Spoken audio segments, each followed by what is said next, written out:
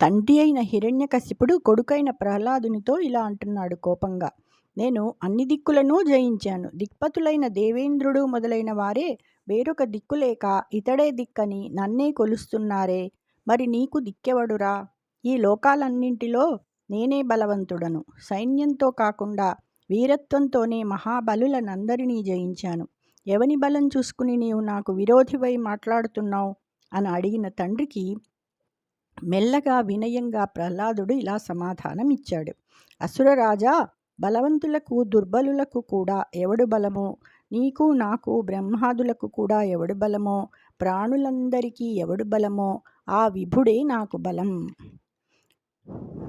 దిక్కులు కాలముతోనే దిక్కున లేకుండుగలుగు దిక్కుల మొదలై దిక్కుగల లేని వారికి దిక్కయ్యడువాడు నాకు దిక్కు మహాత్మా. దిక్కులు కాలంతో పాటుగా ఏ దిక్కున కూడా ఉండనివాడు, దిక్కులకు ఆధారభూతమైనవాడు, దిక్కు కలవారికి లేనివారికి కూడా దిక్కయ్యేవాడు, అతడే నాకు దిక్కు మహాత్మా. జై శ్రీకృష్ణ.